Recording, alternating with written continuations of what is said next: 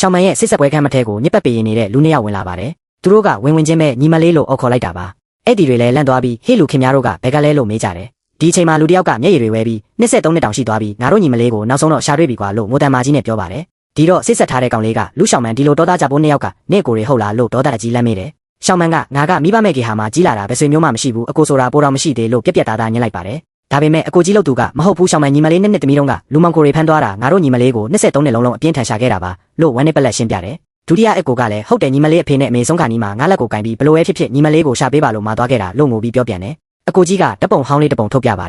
ယ်ဒါဖေနဲ့အမေဒါကညီမလေးဒါကငါတို့နှစ်ယောက်လေညီမလေးရဲ့ဘပတ်နားရက်နောက်မှာမဲ့တလုံးပါတယ်မလားလို့မေးလိုက်တယ်ဒီစကားကြောင့်ရှောင်းမန်လည်းအန်အော်ပြီးနားရက်နောက်ကိုစမ်းကြည့်လိုက်မိတယ်စိတ်ထဲမှာလည်းဒီလူတွေကတကယ်ပဲငါကိုတွေလားလို့တွေးသွားတယ်တကယ်တော့မနေ့ကတင်ဒုတိယအကိုကအကိုကြီးရုံးခန်းနဲ့ပြေးဝင်လာပြီးရှာတွေ့ပြီး23နှစ်လုံးပြောင်းနေတဲ့ညီမလေးကိုရှာတွေ့ပြီးပြလို့ဝမ်းသာအားရသတင်းပေးခဲ့တာပါအကိုကြီးကဘာကိုရှာတွေ့တာလဲတီတီငိမ့်ငိမ့်လေးပြောစမ်းပါလို့မေးရကနေညီမလေးကြောင်းတည်သွားတယ်ဒီတော့မှအကိုကြီးလည်းလမ်းဖြန့်သွားပြီးဟေ့ကောင်တာမျိုးကိုဘာလို့စောစောမပြောတာလဲဒီလောက်ကြီးရဲ့ကိစ္စကိုအခုထိအောင်ထားသေးတယ်စကားများမနေနဲ့ရှောင်းမအခုဘယ်မှာလဲငါ့ကိုအခုချက်ချင်းခေါ်သွားလို့ပြန်អော်ပါတော့တယ်ဒုတိယအကိုကသူအခုမန်နေဂျာသေးသေးလေးတယောက်နဲ့စစ်ဆက်ပွဲလုပ်နေတယ်လို့ပြောလိုက်တယ်ဒီတော့အကိုကြီးကစစ်ဆက်ပွဲဟုတ်လားဒါဆိုရင်တော့ပုံစံပြောင်းရမှာပေါ့အတွင်းရေးမှူးချုပ်အဆုပ်ဆုံးအဝတ်စားနှစ်စုံနဲ့တောကထွက်တဲ့ဒေတာထွက်ကုန်တွေပြင်ဆင်ပေးပါလို့ချက်ချင်းညွှန်ကြားလိုက်ပါတယ်အတွင်းရေးမှူးကနားမလည်နိုင်ပဲဥက္ကဋ္ဌကဒါတွေဘာလို့မလို့လဲညီမလေးအတွက်ကိုပိုင်လေရင်စိန်ခံတင်မောနဲ့အင်ကြီးအိမ်ကောင်းတွေပြင်ထားတာမဟုတ်ဘူးလားလို့မေးတယ်အကိုကြီးကသူ့ရဲ့အရေးကြီးဆုံးချိန်မှာငါတို့အစင်းရဲဆုံးပုံစံနဲ့တွားရမယ်ငါတို့ညီမလေးကဒီလိုစင်းရဲတဲ့ဆွေမျိုးတွေကိုအတိမတ်ပြုမလားဆိုတာစမ်းသက်ချင်လို့ပြန်ပြေတယ်ဒုတိယအကိုကတကယ်လို့သူကအတိမတ်မပြုရင်ကောလို့မေးတော့အကိုကြီးကပစ္စည်းတွေကတော့ပေးခဲ့မှာပဲလို့မျက်နှာတီတီနဲ့ပြောခဲ့တာပါလက်ရှိအချိန်ကိုပြန်ရောက်လာပါပြီ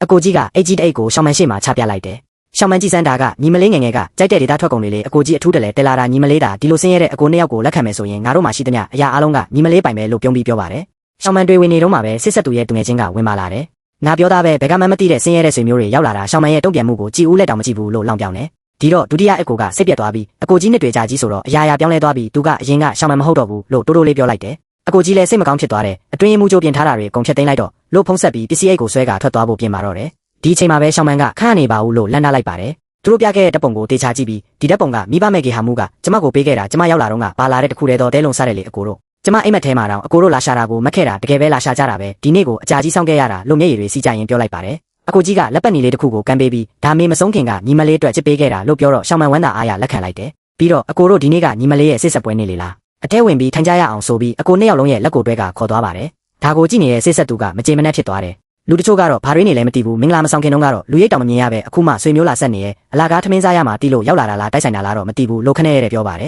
်သူ့မေရောက်ခါမကြီးကလည်းဟုတ်ပါစစ်ဆက်ပွဲကိုလက်ပလာနဲ့လာတယ်ဒီအိတ်ထဲကအစုပ်ပြက်တွေကလူတွေထမင်းစားတဲ့နေရာကိုတဲလာရမယ့်ရလားလို့နှာခေါင်းရှုံပြီးအိတ်ကိုခြေထောက်နဲ့ကန်လိုက်တယ်ဒုတိယအကိုကဒေါသထွက်သွားပြီးခုနကတင်ပြောပြီးပြီမလားဒါတွေကရှောင်းမန်ငယ်ငယ်ကကြိုက်တဲ့ဒေတာထွက်ကုန်တွေပါဆိုလို့ပြန်អော်ပါတယ်ဒီတော့စစ်ဆက်သူရဲ့သူငယ်ချင်းကမင်းတို့ကတော့ကနေလာတာမလားယထာဆုပ်ကြီးစီးပြီးလာကြတာအဲ့ဒီယထာတွေထဲမှာဘာနဲ့တွေရှိလဲဆိုတာသိတာပါတယ်ကွာလို့ထက်ခဲ့ရတယ်အကိုကြီးကအလိုက်တင်ပဲဘာစီးစီးရပါတယ်ရောက်ရင်ပြီးတာပါပဲလို့ရင်ကြေးတုတ်ပြန်လိုက်တယ်စစ်ဆက်သူရဲ့အမေကဒါဆိုမင်းတို့ကအိမ်မှာထမင်းကောနဲ့မှန်အောင်စားရရဲ့လားလို့လောက်မေးတယ်ဒုတိယအကိုကဒေါသတကြီးနဲ့ခင်များတို့လူကိုအရန်စော်ကားရရောက်နေပြီနော်လို့အော်တော့မလို့လုပ်ပေမဲ့အကိုကြီးကလန့်နာလိုက်ရတယ်အကိုကြီးကရှောင်းမန်ရဲ့ရောက်ခမအိမ်ကဘလို့လူတွေလဲကြည့်ရတာငါရဲ့အဆင့်တန်းမှန်ကိုအခုထိထုတ်မပြောသေးတာကောင်းမယ်လို့စိတ်ထဲကနေတွေးလိုက်တယ်ရောက်ခမလို့သူကဒီဝိုင်းကလူဦးရေနဲ့ကွက်တီမှာထားတာတယောက်စာတပွဲစီပဲဒီဟင်းတွေကဈေးကြီးတယ်နော်လူဆိုတာကိုချေနေကိုသိရတယ်ဘိုက်စာနေတဲ့တရေတစေတွေလိုမျက်နှာပြောင်းမတိုင်းနဲ့လို့စကားနာထုတ်ပြန်တယ်အကိုကြီးကရပါတယ်ငါတို့ဘိုင်းမစားပါဘူးဒီတိုင်းထိုင်ပြီးညီမလေးကိုကြည့်ရရင်ကျင်းနေပါပြီလို့ပြုံးပြီးဖြေလိုက်တယ်ဒါပေမဲ့စစ်ဆက်သူရဲ့တူငယ်ချင်းကဝင်မပြန်နဲ့အကိုချန်ကပွင့်လင်းဆုံးပြောမယ်ကွာညီမလေးကလူကောင်းပါဒါပေမဲ့ရုတ်တရက်ဆင်းရဲတဲ့ဆွေမျိုးနှစ်ယောက်ပေါ်လာတော့နောက်ကြရင်မင်းတို့မင်္ဂလာဆောင်ပြီးတဲ့အခါခဏလာပြီးဘိုက်ဆန်တောင်နောက်ဆက်နေဦးမယ်ဩမင်းတို့ကလက်သမားတွေမလားဒီနှစ်ကောက်ပဲတီးနံရိတ်သိမ်းရတာအဆင်ပြေရဲ့လားလို့မင်းငေါ်တယ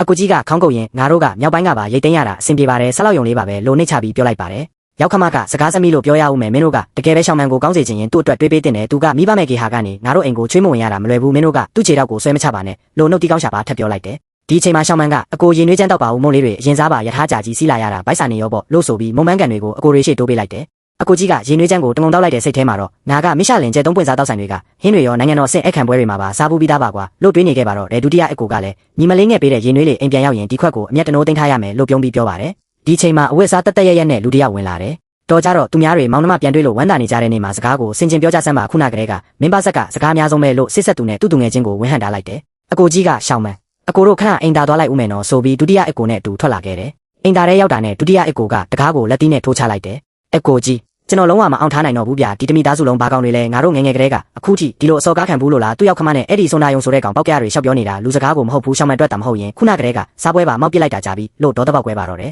အကိုကြီးကစိတ်အေးထားပါဦးလို့တားပေမဲ့ဒုတိယအကိုကစိတ်မလောပဲနေနိုင်မလားသူတို့ပြောသွားတာတွေပြန်တွေးကြည့်ဦးလေလို့ပြန်អော်တယ်အကိုကြီးကအေးအေးဆေးဆေးရှင်းပြပါတယ် သူတို့ပါဇက်ကတာပြောနေတာငါတို့ကိုအပြင်းမထုတ်သေးပါဘူးငါစိတ်ထင်နေတော့ထက်ကြည့်ရအောင်မယ်မင်းနေရချင်းလဲတွေးကြည့်လေငါတို့ကရှောင်းမန်နဲ့မတွေ့ရတာ23နှစ်တောင်ရှိပြီသူရောက်ခမတွေကငါတို့ဘသူလဲမှမသိတာတကယ်လို့ရှောင်းမန်မတရားခံရမှာဆိုလို့သူ့ဘက်ကနေကာကွယ်ပေးခြင်းနဲ့စိတ်နဲ့ပြောတာဆိုရင်ငါတို့အပြောခံရတာမဆန်းပါဘူးဒုတိယအကိုကရှောင်းမန်အတွက်စိုးရိမ်လို့ဟုတ်လားမဟုတ်မှာကိုပဲကြောက်တာလို့ညင်းတယ်အကိုကြီးကပြက်ပြက်သားသားပြန်ပြောလိုက်တယ်သူတို့ဘာဖြစ်ဖြစ်ငါဂယူးမဆိုင်ဘူးငါရှောင်းမန်ကိုပဲဂယူးဆိုင်တာရှောင်းမန်ကိုကောင်းကောင်းဆက်ဆံပြီးရှောင်းမန်ကိုတိုင်းသဘောကျတယ်ဆိုရင်ရပြီငါတို့ပေးတင်ပေးထိုက်တာတွေပေးရမှာပဲကအင်ကုမ္ပဏီဘာမှရှော့မပေးဘူးသူ့ရောက်ခမတွေဘလို့ပဲဖြစ်ဖြစ်ငါတို့ရှောင်းမန်ကိုတော့အနေမခံနိုင်ဘူးဒုတိယအကိုကလည်းသဘောတူပါတယ်အကိုကြီးပြောတာမှန်တယ်ရှောင်းမန်အနေခံလို့တော့မဖြစ်ဘူးဒါပေမဲ့ဒီတမိသားစုလုံးကိုတော့တေချာဆောင်ကြည့်ရမယ်ဒီနေ့ငါတို့ကိုဆဲတာနောက်ကြရင်ရှောင်းမန်ကိုပါဆဲမလားဘသူတိမလဲအဲ့ဒီကြောင်မင်းဝေဆိုတဲ့ကောင်ကလည်းအစကတည်းကစကားနည်းနည်းပဲပြောပြီးသူ့မိမကိုကာကွယ်ပေးမဲ့ပုံလုံးဝမပေါ်ဘူးပစ္စည်းတွေကိုခဏပြန်ရုပ်ထားရအောင်သူတို့ရှောင်းမန်ပေါ်ဘလို့ဆက်ဆံလဲဆိုတာစောင့်ကြည့်တာပေါ့လို့အကြံပေးလိုက်တယ်အကိုကြီးကလည်းအတွင်းမှုကျိုးပစ္စည်းတွေအကုန်ခဏပြန်ရုပ်ထားလိုက်ဘယ်ချိန်ပြန်ပေးရမလဲဆိုတာဖုံးဆက်အကြောင်းကြားမယ်လို့ချက်ချင်းညွှန်ကြားပြီးကဲအပြင်ပြန်သွားရအောင်လို့ပြောလိုက်တယ်ဒီတော့တွင်းမှာစစ်ဆက်သူကြောင်မင်းဝေကဝိုင်းခွက်ကိုကန်ရင်ကျင်းဝါနေတယ်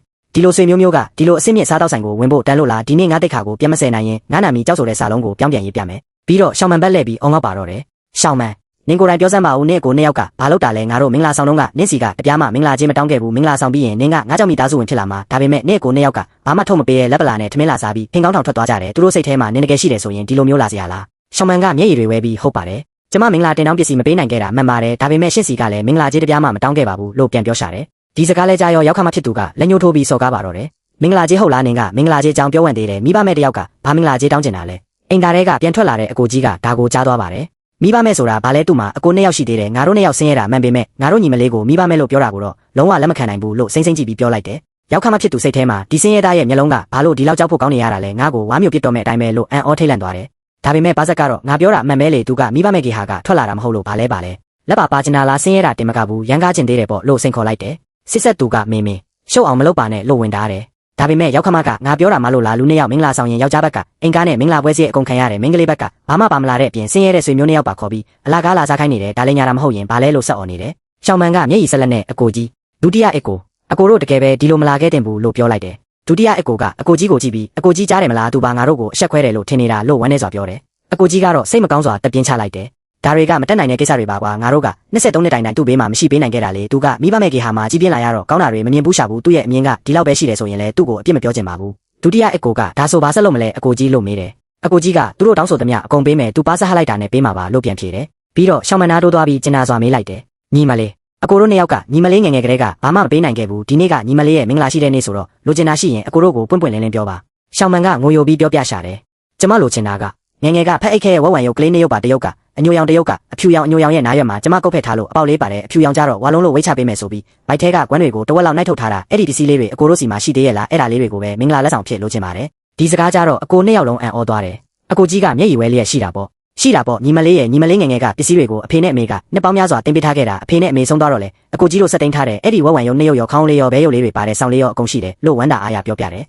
ဒီတော့ရှောင်းမန်လဲအကိုကြီးတို့ရဲ့ဆိုပြီးဝမ်းနဲ့ပက်လက်ငိုချပါတော့တယ်ဒါကိုကြည့်နေတဲ့ရောက်ခမကစကားနာထိုးပြန်တယ်မင်းတို့ပေးနိုင်တာကဒီအစုပ်ပြက်ဝက်ဝံရုံနှစ်ရုပ်ထဲလားဟဲ့ထမင်းတောင်ဆက်စားလို့မရတော့ဘူးဒီစားတောက်တွေကိုတယောက်ယောက်ပြန်ထုတ်ပေးလိုက်ပါဦးမဟုတ်ရင်ဒီစင်းရဲသားတွေထမင်းတောင်ဝအောင်စားနိုင်မှာမဟုတ်ဘူးအဒီတခါတော့ဒုတိယအကိုလည်းဒေါသတွေကိုမထိန်နိုင်တော့ဘူးငါတို့အခုပဲအစင်တန်းမှန်ကိုအတိပေးလိုက်ရအောင်လို့ပြောလိုက်တယ်အကိုကြီးကတားပါတယ်လောလို့မရသေးဘူးသူ့ရောက်ခမဘက်ကိုစောင့်ကြည့်ဖို့လိုသေးတယ်အခုထိသူတို့ရှောင်းမှန်ပေါ်တကယ်ကောင်းမကောင်းမတေချာသေးဘူးလေဒီတော့ဒုတိယအကိုလည်းကဲပါဒါဆိုလဲထက်ဆောင်တာပေါ့လို့တက်ပြင်းချလိုက်တယ်အပြင်မှာတော့ကြောင်မင်းဝေကအကိုနှစ်ယောက်ကိုမောက်မာနေတယ်9ယောက်စီကားမှာအနောက်ခန်းကငါဖေနဲ့အမေစီးမာမို့နေရာမရှိတော့ဘူးပြီးတော့မင်းတို့ဝတ်ထားတဲ့ဝတ်စားတွေနဲ့ငါကားတစ်ကြီးကိုပေးရအောင်မလုံးနဲ့အရန်စေးကြီးတာလို့ပြောလိုက်တယ်သူ့အမေကလည်းကားပေါ်တက်ရင်ဝင်ပြောတယ်ဒီစစ်ဆက်ပွဲထမင်းလဲစားပြီးပြီလူလဲအတိမတ်ပြုတ်ပြီးပြီဆိုတော့တော်တော့ပါပြီနတ်စာပွဲကငါတို့ကြောက်မိသားစုတီးတန့်ပွဲမင်းတို့တကယ်ပဲအလားကားထမင်းလာစားခြင်းနဲ့ဆိုရင်ကို့ဘာသာလမ်းလျှောက်လာခဲ့4-5ကီလိုမီတာပဲဝေးတာအစာချေအောင်လမ်းလျှောက်တာပေါ့ငါတို့ကြောက်မိသားစုကားကတောင်းစားတဲ့သူတွေကိုတင်မပေးနိုင်ဘူးလို့နာခေါင်းရှုံပြီးပြောသွားတယ်ဒုတိယအကိုကအကိုကြီးကိုကြည့်ပြီးစိတ်မကောင်းစွာပြောရှာတယ်အကိုကြီးညီမလေးကငါတို့အတွက်နဲ့ဒီလောက်ထိအနှိမ်ခံနေရတာအမှန်ပြောရရင်ငါတို့ဒုက္ခခံရတာဘာမှမဖြစ်ပါဘူး23နှစ်တောင်လွန်ခဲ့ပြီပဲပါဆက်စကားနာကားတာလေးကြားရတာဘာဆန်းလဲဒါပေမဲ့ငါရင်ထဲမှာမုန်းချက်နေတယ်သူတို့ငါတို့ကိုစော်ကားလို့မဟုတ်ဘူးညီမလေးကသူ့ရောက်ခမတွေစကားကိုပဲနားထောင်ပြီးငါတို့ကိုကားပေါ်တက်ဖို့တခုမှမပြောခဲ့လို့ပဲအကိုကြီးကတော့တွေးနေရဲ့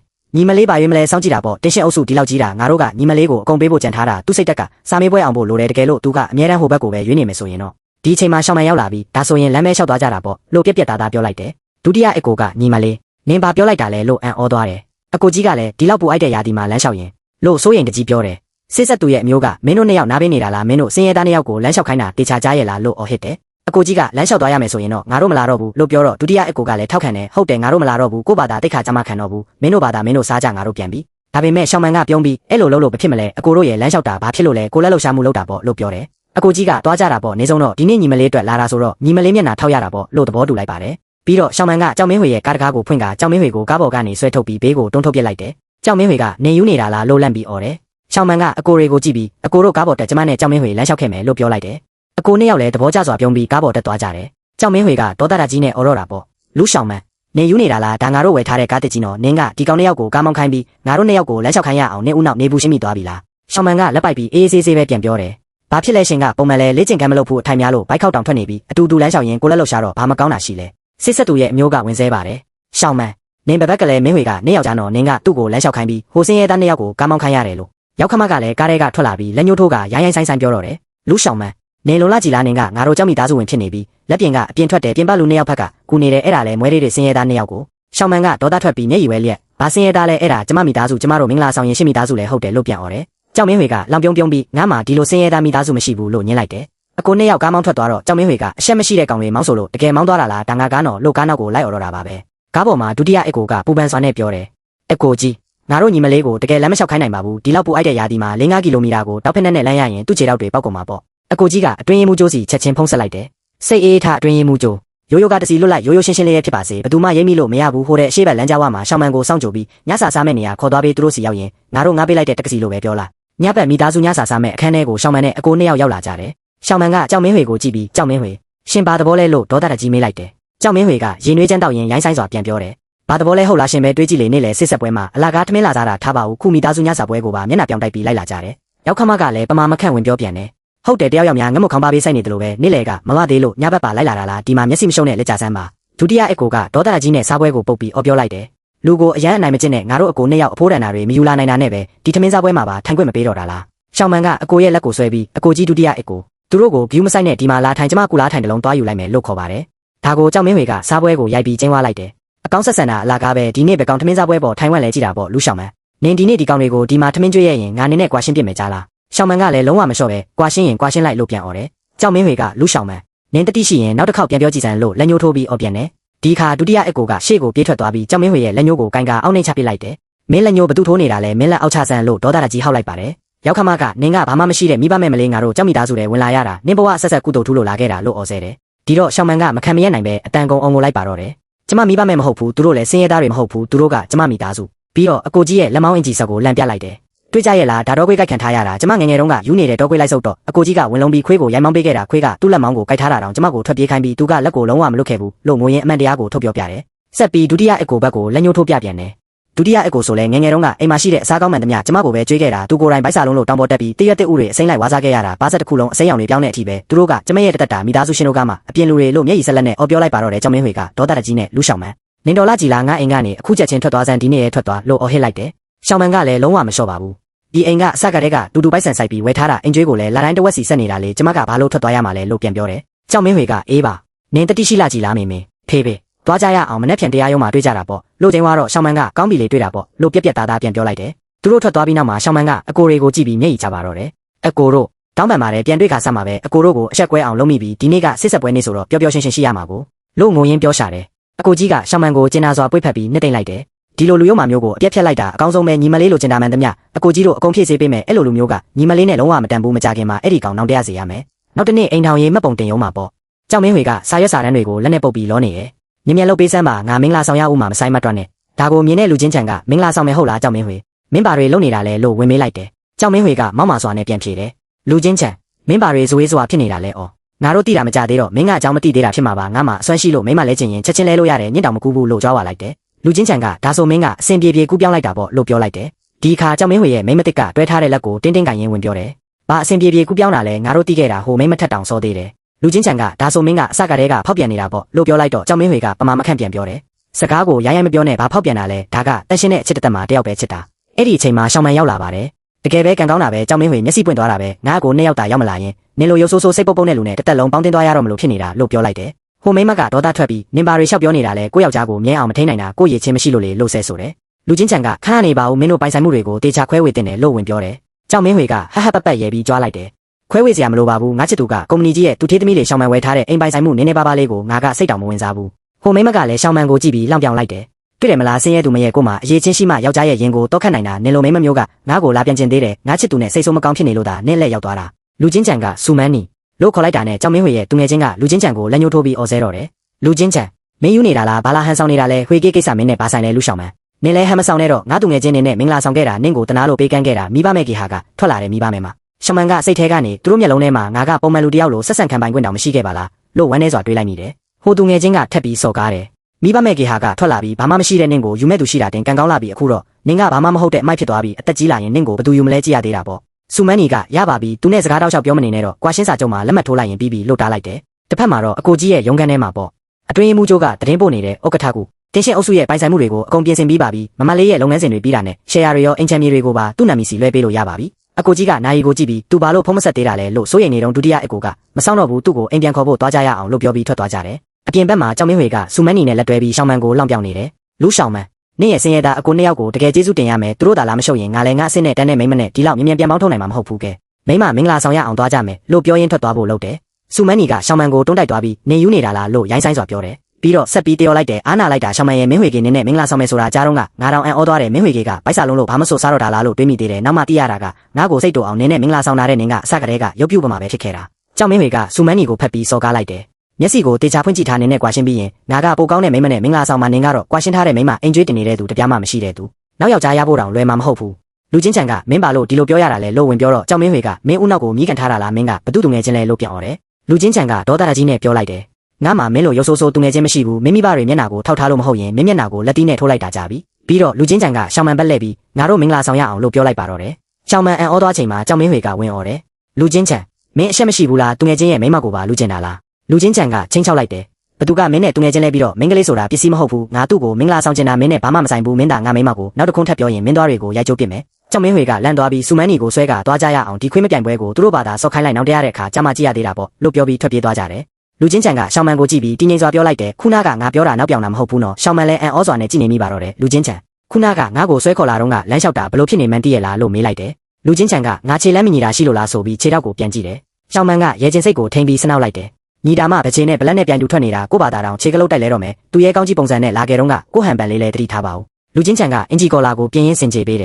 ်အခြေအနေကအရေးကြီးနေလို့ပါလမ်းလျှောက်တဲ့ပုံစံကိုဘီယူမဆိုင်နိုင်ခဲ့တာရှောင်းမန်ကကဲပါလမ်းလျှောက်တဲ့ကိစ္စထားပါဦးရှင်ကားကိုဒီလိုကြီးယူလိုက်တာနောင်တမရဘူးလားလို့မေးတယ်လူချင်းချန်ကပြက်ပြက်သားသားပြန်ပြေတယ်ငါကတော့ကိုလုတ်ခဲ့တဲ့ဆုံးဖြတ်ချက်အတွက်ဘယ်တော့မှနောင်တမရဘူးရှောင်းမန်ကဒါပေမဲ့စနစ်ကတော့နင်းနဲ့လွဲနေတယ်လို့ပဲငါကရှင်နဲ့မင်္ဂလာဆောင်ဖို့သဘောမတူရသေးဘူးလေလို့ပြောလိုက်တယ်ဒီတော့လူချင်းချန်ကပြုံးပြီးစနောက်လိုက်တယ်စနစ်ကတော့ပြန်ပြေးလို့ရပါတယ်မကျေနပ်ရင်အခုပဲပန်းတပွင့်ရှာပြီးလက်ထက်ခွင့်တောင်းပေးမယ်ဒါပေမဲ့မှတ်ပုံတင်ရုံးရှိကပန်းကြံမှာပန်းမရှိဘူးတရက်ပဲရှိတယ်အဲ့ဒါဆိုရင်ကောရမလားဒါကိုကြားတော့ရှောင်းမန်ရေမောသွားတယ်အဲ့ဒီချိန်မှာကြောင်မင်းဝေရောက်လာပြီးလောင်ပြောင်ပါတော့တယ်ယိုထွက်လာကြပြီပေါ့လူချင်းချန်မင်းကလည်းရေတက်ပင်ငါးစီကလက်ထက်ပြီးသားမင်းမကိုကောက်ယူသွားတယ်ပေါ့လူရှောင်းမန်မင်းကိုပြောပြရအောင်မယ်လူချင်းချန်ဆိုတဲ့ကောင်ကလည်းဘာမှမရှိတဲ့ငတုံးပဲမင်းတို့ငတုံးနှစ်ယောက်ပေါင်းလိုက်တာတကယ်ကိုလိုက်ဖက်တဲ့ဆုံတွေပဲရှောင်းမန်ကလူချင်းချန်ရဲ့လက်ကိုတွဲလိုက်ပြီးဂုံယူစွာပြန်ပြောလိုက်တယ်ဆင်းရဲတော့ကောဘာဖြစ်လဲငါကဆင်းရဲတဲ့လူချင်းချန်ကိုပဲကြိုက်တာသူကနင့်ထက်ရက်ရှည်တဲ့ချောတဲ့စိတ်တက်လဲနင့်ထက်အစပေါင်းများစွာတာတယ်ဒီစကားကြောင့်ကြောင်မင်းဝေအံ့ဩသွားတယ်ရုတ်တရက်အစင်းမြင့်ရိုးစရိုက်ကားတန်းကြီးမှတ်ပုံတင်ရုံးရှိကိုဆက်ရောက်လာပြီးတက်တော်ဆောင်တွေကတကားဖွင့်ပေးလိုက်ကြတယ်ရှောင်းမန်လန့်သွားပြီးစိုးရိမ်တကြီးမေးလိုက်တယ်အကိုကြီးဒီဝက်စားတွေငားတာမတက်တာဘူးမလားမြင်ပြန်အလိုက်ပါပြီးတော့ဒီကားတွေရောလူတွေကိုရောဘလောက်တောင်ပိုက်ဆံပေးငားထားရတာလဲအကိုကြီးကရှောင်းမန်ရဲ့ပခုံးကိုကင်ပြီးကျင်နာစွာပြောတယ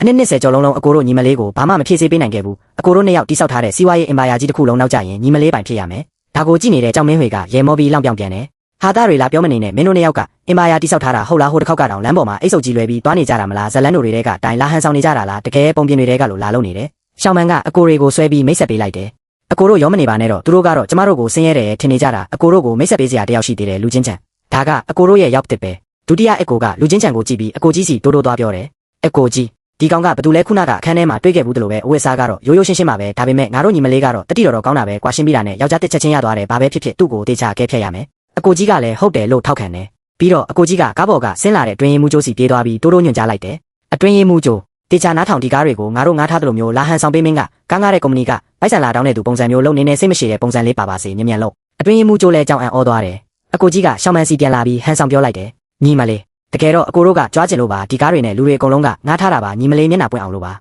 ဒုတိယအကိုကလည်းထောက်ခံတယ်ဟုတ်တယ်ညီမလေးအကိုတို့နှစ်ယောက်လစာခွဲစုထားတာတွေအကုန်ဒီမှာတုံးလိုက်ရတာညီမလေးတစ်ခေါက်လောက်တိတ်ခါရှိနေနိုင်အောင်လို့ပါကြောက်မင်းဝေကငါပြောသားပဲဟဟလူတချို့ကတော့ဒီဘဝကတော့ဒီတိုင်းပဲလို့လောင်ပြောင်လိုက်တယ်အဲ့ဒီအချိန်မှာအတွင်းရင်မှုကျိုးကကွန်ပျူတာလေးကင်ပြီးရောက်လာတယ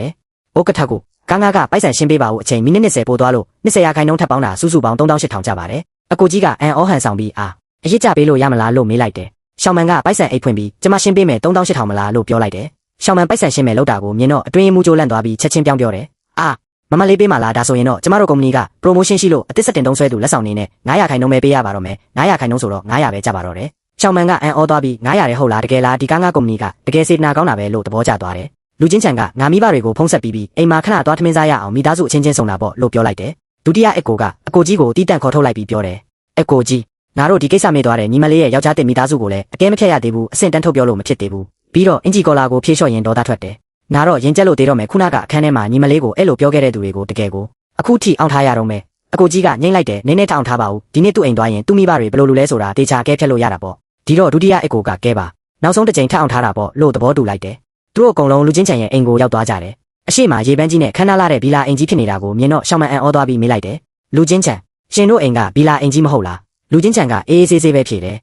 အင်းငါမိဘတွေဝယ်ထားတာပါငါနဲ့ဘာမှမဆိုင်ပါဘူးငါကရိုးရိုးဝန်ထမ်းပါပဲအိမ်ထဲရောက်တော့လူချင်းချန်ရဲ့အဖေကအဖိုးတန်အရက်ပုလင်းတွေကင်ပြီးဝမ်းသာအားရကြိုဆိုတယ်မင်းတို့အရက်တောက်နိုင်ကြတယ်မလားလူချင်းချန်ကတော့တောက်လို့မရဘူးဘီယာတဝက်လောက်တောက်တာနဲ့မျက်နှာနီလာတာရဲစရာကြီးလို့ဆနှောက်လိုက်တယ်ဒုတိယအက်ကိုကပြုံးပြီးခွက်ကိုပေးလိုက်တယ်တောက်နိုင်တာပေါ့ဦးလေးစိတ်တိုင်းကြတောက်နိုင်အောင်ကူတောက်ပေးပါမယ်ဒုတိယအက်ကိုကအကိုကြီးစီတိုးတိုးလေးကပ်ပြောတယ်အက်ကိုကြီးဒီအိမ်ရဲ့လေထုကတကယ်ကောင်းတာပဲဒီတော့အကိုကြီးကပါဆက်ပိတ်ထားခုနကတင်လူတွေကိုအစိုးဘက်ကတွင်းနေတာဘယ်သူလဲလို့ကြည့်လိုက်တော့ဒုတိယအက်ကိုကခေါင်းကုပ်ပြီးကျွန်တော်မသွားပါတယ်လို့တောင်းပန်လိုက်တယ်လူချင်းချန်ရဲ့အဖေကစားပွဲမှာထိုင်ရင်စိမ့်ကားမရှိပဲလိုက်လဲပြောလိုက်တယ်ငါတို့အိမ်ကအရန်ကြီးချမ်းသာတဲ့အတိုင်းဝိုင်းမဟုတ်ပေမဲ့ပိုက်ဆံတော့နည်းနည်းပါးပါးရှိပါတယ်ဒီကောင်လေးကငငယ်ကလေးကကောင်မလေးတယောက်မှမတွဲဘူးအခုရှောင်းမန်နဲ့မင်္ဂလာဆောင်နေဆိုတာရှောင်းမန်ကိုတကယ်ချစ်လို့ပါပဲရှောင်းမန်ငါတို့အိမ်ရောက်လာရင်လဲနာသမီးရင်းလေးလိုပဲချစ်ပေးမှာပါနောက်ကြရင်ဟင်းရဲအုပ်စုဆိုတာလဲသမီးနဲ့လူချင်းချန်တို့ပိုင်မှာပါဒါကိုကြားတော့ရှောင်းမန်အန်အောသွားတယ်ဒုတိယအက်ကိုကလည်းအကိုကြီးစီတိုးတိုးကပ်မေးတယ်အကိုကြီးဟင်းရဲအုပ်စုဆိုတာကြားဘူးလားအကိုကြီးကရေနွေးတောက်ရင်တိုးတိုးလေးပြန်ဖြေလိုက်ပါတော့တယ်မကြားဘူးပဲနေမလားပြည်နယ်ထဲမှာထိတ်တန့်အဆင့်3ဝင်တဲ့အုပ်စုကြီးလေးဟာဈေးကွက်တန်ဖိုးကဘီလီယံအနည်းငယ်ပဲရှိတာငါတို့ပြီးခဲ့တဲ့လကဝယ်ယူခဲ့တဲ့လက်အောက်ခံကုမ္ပဏီထက်တောင်သေးသေးလေးပါလ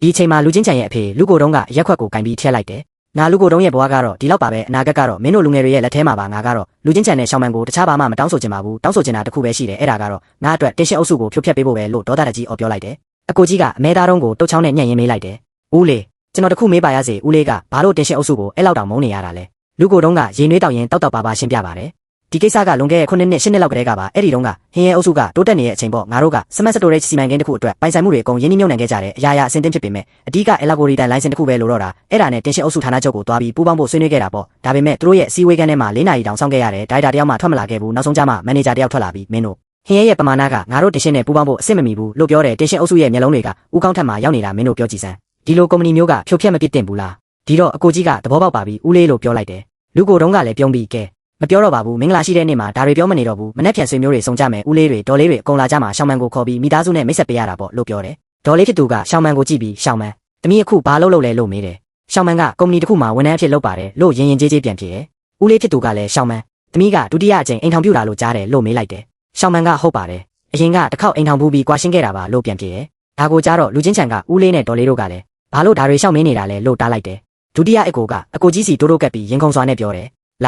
်လာပြီစရော့မယ်အကိုကြီးကျွန်တော်တော့အစင်တင့်ပြင်ထားပြီးသူတို့သာလောင်ပြောင်လောင်ကြည့်ပုံစံဆက်တာနဲ့ကျွန်တော်ချက်ချင်းစားပွဲမောက်ပစ်လိုက်မယ်အကိုကြီးကဘဘက်ချမ်းကငါတာဝန်ညာဘက်ချမ်းကမင်းတာဝန်လို့တိုးတိုးလေးပြန်ပြောလိုက်တယ်ဒါပေမဲ့ဒေါ်လေးဖြစ်သူကရှောင်းမန်ကိုကြည့်ပြီးပြုံးရှင်စွာပြောလိုက်တယ်ရှောင်းမန်ရဲ့တမီးရဲ့အကိုနှစ်ယောက်ကိုကြည့်ဦးတမီးနဲ့အရန်တူတာပဲတမီးကလည်းဒီလောက်လာတယ်လို့အကိုနှစ်ယောက်ကလည်းဒီလောက်ချောတာရေးစားတွေကိုရှိကြပြီလားဒေါ်လေးစီမှာကောင်းတဲ့ကောင်မလေးတွေရှိတယ်နောက်နေ့မှတွေ့ပေးရမလားဒီစကားကြောင့်ဒုတိယအကိုအံ့ဩသွားတယ်ဦးလေးဖြစ်သူကလည်းလူကိုတုံးကိုကြည့်ပြီးအားပေးစကားပြောပြန်တယ်ရှောင်းမန်တမီးဝန်ထမ်းဖြစ်မလုပ်ပါနဲ့တော့နောက်ကြရင်ဟင်းရဲအုပ်စုကတမီးတို့လင်မယားနှစ်ယောက်လုံးပိုင်မှာပါလူချင်းချန်ဆိုတဲ့ကောင်ကငငယ်ကလေးကစီမံခန့်ခွဲမှုအယူအဆမရှိဘူးတမီးကုမ္ပဏီကိုစောစောဝင်ပြီးစီမံခန့်ခွဲမှုပညာတွေတင်ယူထားမင်းဖေကလည်းအနားယူခြင်းနေပြီးမင်းမေကလည်းဂယူးမဆက်ချင်ဘူးမင်းတို့လက်ပြောင်းယူမှာကိုပဲစောင့်နေကြတာဒီတော့အကိုကြီးကဒုတိယအကိုစီတီးတန့်ကပ်ပြီးမေးလိုက်တယ်ဒီတမီးသားစုလုံးကကောင်းကင်တမန်တွေလားကွာဒုတိယအကိုကစိုးရိမ်စွာနဲ့ပြန်ပြောတယ်မပြောပါနဲ့တော့အကိုကြီးရဲ့ကျွန်တော်ကိုပါဆက်ကိုနှစ်ချက်လောက်ပြန်ရိုက်ချင်တယ်ဒီတမီးသားစုလုံးကအရန်ကောင်းကြတာပဲငါတို့အဆင့်တန်းပို့လို့တောင်ထုတ်ပြောလို့မဖြစ်တော့ဘူးမဟုတ်ရင်ဆွေမျိုးဆက်လို့ရတော့မှာမဟုတ်ဘူးမင်းစဉ်းစားကြည့်လိုးလေးကတင်းရှင်းအုပ်စုကိုအဲ့လောက်မုန်းတာငါတို့ကတင်းရှင်းအုပ်စုရဲ့ပိုင်ရှင်တွေဆိုတာသူတို့တည်သွားရင်ဒီအချိန်မှာအခန်းတကားပွင့်သွားပြီးဝတ်စုံပြည့်ဝတ်ထားတဲ့လူတစ်ယောက်ရောက်လာကရိုင်းဆိုင်စွာပြောလိုက်တယ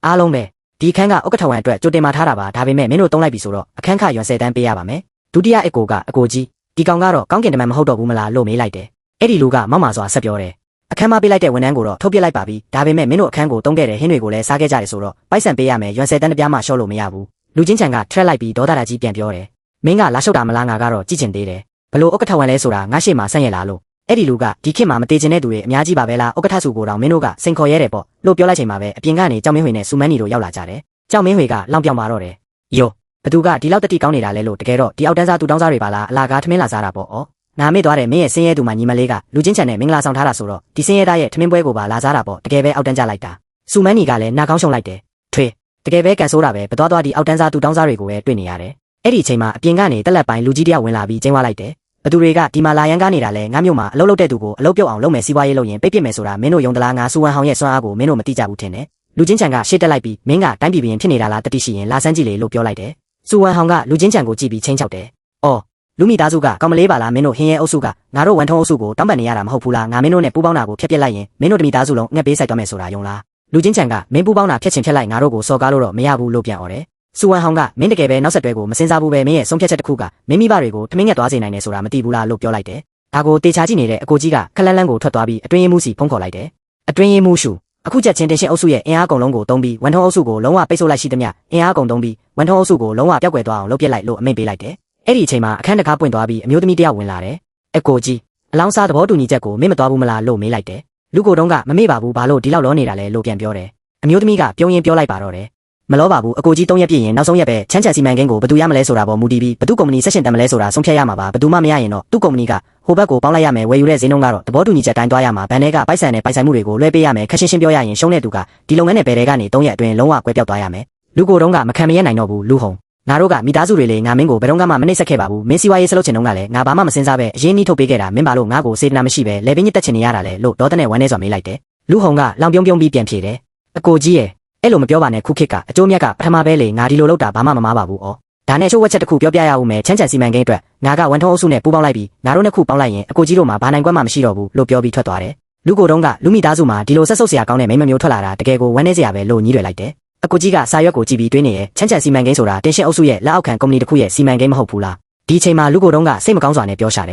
ဟင်ရဲတော့မျောလင်းချက်မရှိတော့ပါဘူးရှောင်းမန်ရဲ့တောင်းပန်ပါတယ်တမီးလူမိသားစုတွေရောက်လာတာနဲ့အိမ်မှာကိစ္စတွေချစ်ကုန်ပြီရှောင်းမန်ကဖေဖေအဲ့လိုမပြောပါနဲ့ဖေဖေတို့နဲ့အတူတူဒုက္ခခံရရင်လည်းကျမကျေနပ်ပါတယ်ပြီးတော့3ရက်တောင်ကြံသေးတာပဲမဟုတ်လားလို့အားပေးတယ်လူကိုတုံးကတပြင်းချလိုက်တယ်3ရက်ပဲကြံတော့တာပါရှောင်းမန်ရဲ့ဘယ်ကုမ္ပဏီနဲ့တွားပူးပေါင်းရမလဲတောင်မသိတော့ဘူးချမ်းချန်လိုစီမံကိန်းကြီးကိုဘယ်သူမှစွန့်စားပြီးမလုပ်ချင်ကြဘူးပြီးတော့ချမ်းချန်ကတင်ရှင်အုပ်စုရဲ့စီမံကိန်းတွေတင်ရှင်ကငါတို့ကိုတီးတန့်ပေးဖို့ဆိုတာပို့လို့တောင်မဖြစ်နိုင်တာတင်ရှင်လိုအစင်းမြင့်အုပ်စုကြီးကငါတို့ကိုပဲကြည့်မလဲအကိုကြီးကဘာလို့မဖြစ်နိုင်ရမှာလဲစမ်းတောင်မစမ်းကြည့်ရသေးရဲ့နဲ့မတော်လို့ရသွားရင်ကောလို့ဝင်ပြောလိုက်တယ်ရှောင်းမန်ကလည်းဟုတ်ပါတယ်ဖေဖေအခွင့်အရေးနည်းနည်းလေးပဲရှိရင်တောင်ကျမတို့လက်မလျှော့တင်ဘူးတင်ရှင်အုပ်စုရဲ့ဥက္ကဋ္ဌနဲ့တွားတွေ့ကြရအောင်လို့ထောက်ခံတယ်အကိုကြီးကဒါအပြင်ဝန်ထုံးအုပ်စုကဒီရက်ပိုင်းတွင်ပြိုလဲသွားရင်ကောလို့ဆနှောက်လိုက်တယ်လူကိုတုံးကအဲ့ဒါကဩကာပြန်ကဘာကိုဝင်တိုင်းမဲ့အခွင့်လန်းထက်တောင်နေသေးတယ်ပြီးတော့တင်ရှင်ရဲ့ဥက္ကဋ္ဌဆိုတာတွေ့ကျင်တိုင်းတွေ့လို့ရတဲ့သူမဟုတ်ဘူးအချင်းချက်မရှိဘဲနဲ့ကောင်းတာအဆင့်တောင်အကြော်ခံရမှာမဟုတ်ဘူးလို့ပြောတယ်အကိုကြီးကဦးလေးနောက်ပတ်တင်ရှင်အုပ်စုကပါတီပွဲတစ်ခုလုပ်ဖို့ရှိတယ်လေအဲ့ဒီပွဲကိုပြင်ပကလူတွေပါတက်ရောက်ခွင့်ပေးထားတာတင်ရှင်ဥက္ကဋ္ဌလည်းလာမှာလို့အကြံပေးတယ်လူကိုတုံးကဒါပေမဲ့ပါတီပွဲဘယ်မှာလုပ်မယ်ဆိုတာတော့ငါတို့မသိတာလို့ပြောတော့အကိုကြီးကကျွန်တော်သိတယ်လေလို့ပြောလိုက်တယ်ရှောင်းမန်ကအကိုကြီးကပြန်သိနေတာလားလို့အံ့ဩသွားတယ်လူကိုတုံးကသိရင်ရောဘာထူးမှလဲငါတို့မှဖိတ်စာမှမရှိတာလို့ညင်းပေမဲ့ဒုတိယအကိုကအလ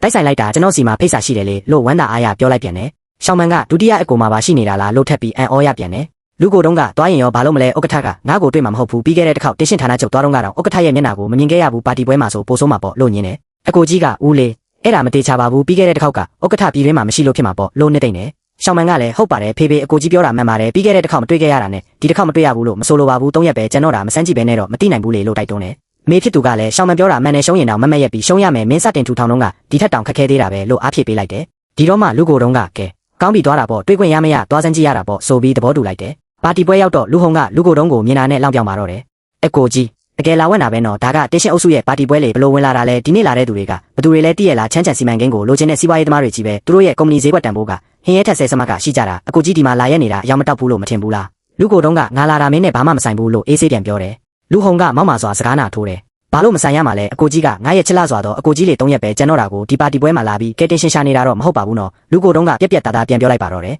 ငါတို့မနဲ့ပြန်ဘာဆက်လုပ်မလဲဆိုတာငါတို့ဘာသာစဉ်းစားမယ်မင်းပူစရာမလိုဘူးလူဟုံကလူကိုတုံးကိုကြည့်ပြီးမောက်မာစွာပြောလိုက်တယ်ဟင်းရဲအုပ်စုရဲ့နောက်ွယ်ကအခြေအနေတွေကိုသိအောင်လုပ်ဖို့နေလန့်ရှာရမှာပေါ့အကိုကြီးငါ့ကိုမသိဘူးထင်နေတာလားငွေကြေးလည်းမရှိအရင်းမြစ်လည်းမရှိဘဲနဲ့ချမ်းချန်လိုစီမံကိန်းမျိုးအတွက်တင်တာစာရွက်စာတမ်းတောင်အပြည့်စုံမလုပ်နိုင်ပါဘူးအကိုကြီးရဲ့ရှုံးတာကိုလက်ခံလိုက်ပါတော့တိတ်ခါရှိရှိနဲ့ကုမ္ပဏီကိုငါလက်ထဲလွှဲပေးလိုက်အိမ်မှာအနားယူနေတာဘာမှအဆက်ကွဲစရာမဟုတ်ပါဘူးလူကိုတုံးကဒေါသတာကြီးပြန်អော်တယ်လူဟုံငါတို့ကမိသားစုတွေလေငါမင်းကိုဘယ်တော့မှမနှိမ့်ဆက်ခဲ့ပါဘူးမင်းစီဝါရေးဆလုပ်ချင်တော့ကလည်းဘာမှမစင်စားပဲအရင်းနှီးထုတ်ပေးခဲ့တာမင်းဘာလို့စေတနာမရှိပဲလေပင်းညစ်တက်ချင်နေရတာလဲလူဟုံကဟဟပတ်ပတ်ရဲလိုက်ပြီးမိသားစုကုမ္ပဏီဟုတ်လားအဖေကအကိုကြီးကိုကုမ္ပဏီလွှဲပေးခဲ့တော့ကငါလိုတမိတယောက်ရှိတာကိုစဉ်းစားတော့မစဉ်းစားခဲ့ဘူးအခုငါရေချင်းနဲ့ငါပြန်ယူတာဘာမှမမားဘူးလို့ပြောတယ်ဒီအချိန်မှာစင်ဘော်ကနေအဲ့ဒီတော်များမင်္ဂလာညချမ်းမှာတင်ရှင်အုပ်စုရဲ့ဥက္ကဋ္ဌ2ယောက်စလုံးဒီနေ့ပွဲကိုရောက်ရှိနေကြပါပြီလို့စင်မြင့်စရာကကြေညာလိုက်တယ်စူဝမ်ဟောင်ကဝိုင်ကွက်ကိုကိုင်းရင်နောက်ဆုံးတော့တင်ရှင်ရဲ့ဥက္ကဋ္ဌကိုတွေ့ရတော့မယ်ငါတို့ပေးတဲ့လက်ဆောင်ကိုလည်းလက်ခံထားတယ်ဆိုတော့ဒီတစ်ခေါက်တေချာသွားပြီလို့ဝမ်းသာအားရပြောတယ် ဒါပေမဲ့စင်မြင့်စရာကဆက်ပြောတယ်ဒါပေမဲ့ဒီနေ့ဥက္ကဋ္ဌကဘသူ့ကိုမှတွေ့မှာမဟုတ်ပါဘူးတင်ရှင်အုပ်စုရဲ့ဥက္ကဋ္ဌနှစ်ယောက်ကဒီနေ့အဖွဲ့အစည်းတစ်ခုကိုအန်ဩစရာလက်ဆောင်ပေးခြင်းလို့ပါနောက်ဆုံးမီးအောင်ကြားရောက်တဲ့သူဟာချမ်းချန်စီမံကိန်းကိုရရှိမှာဖြစ်ပြီးတင်ရှင်အုပ်စုနဲ့ထာဝရပူးပေါင်းခွင့်ရမှာပါ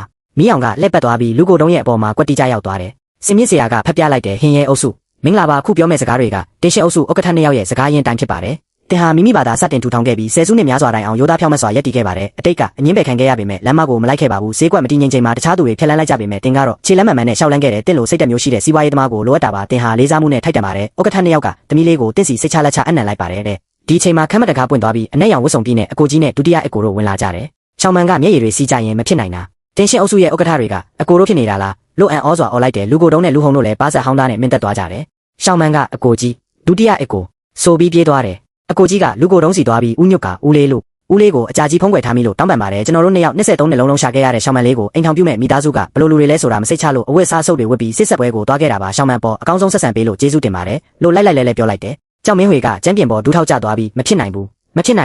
မင်းတို့ကစင်းရဲသားတွေလေဘလို့လို့ဥက္ကဋ္ဌတွေဖြစ်နိုင်ရမှာလဲလို့ယူမတက်အော်ဟစ်တယ်ပြီးတော့ကတုံကရင်နဲ့ဘားကိုပြန်ရိုက်ပြီးကျွန်တော်ရုံမာခဲ့ပါတယ်အကိုတို့ကျွန်တော်ကိုခွင့်လွတ်ပါလို့ဦးကောင်းနဲ့ကျမ်းပြင်ကိုတိုက်ကတောင်းပန်တော့တယ်စူမန်းနီကလည်းဒူးထောက်ပြီးကျမနဲ့ဘာမှမဆိုင်ပါဘူးရှောင်မန်မမကိုခွင့်လွတ်ပါတော့လို့ငိုရိုတောင်းပန်တယ်အကိုကြီးကသူတို့ကိုလက်တောင်မကြည့်ပဲရှောင်မန်ကိုပွေ့ဖက်လိုက်ပြီးညီမလေးသူတို့ကိုဂယူးမဆိုင်တဲ့ညီမလေးကိုအနိုင်ကျင့်ခဲ့တဲ့သူမှန်သမျှကိုအကိုကြီးလုံးဝခွင့်မလွတ်ဘူးပြန်ရအောင်မင်္ဂလာပွဲအကြောင်းဆွေးနွေးရအောင်လို့ပြောလိုက်တယ်အကိုနှစ်ယောက်ကရှောင်မန်ရဲ့လက်ကိုတွဲပေးလိုက်ပြီးခမ်းမထဲကအဲ့ဒီတွေရဲ့လက်ခုပ်တံတွေကြားမှာဂုံတိတ်ခါရှိစွာထွက်ခွာသွားကြတယ်ညဘက်မှာအထက်မြင့်တိုက်ကြီးပေါ်ကနေမြို့ပြလှကိုကြည့်ရင်အကိုကြီးကညီမလေးမနေ့ပြန်အကိုကြီးတို့မင်္ဂလာပွဲခန်းခန်းနာနာပြန်လုပ်ပေးမယ်ဒီမြို့မှာအကောင်းဆုံးဟိုတဲ့အကြီးဆုံးအခမ်းပွဲမင်းပန်းတွေကိုနယ်သာလန်ကနေလေရင်နဲ့တိုက်ရိုက်တက်ခိုင်းမယ်ညီမလေးစိတ်တန်းကြတဲ့အထီးပေါ့လို့ပြုံးရှင်စွာပြောပြလိုက်ပါတော့တယ်ရင်းစလန်လေးလည်းပြီးဆုံးသွားပါတော့အားပေးကြသူအားလုံးကိုစိတ်နှစ်ဖြာကျမ်းမာချမ်းသာကြပါစေ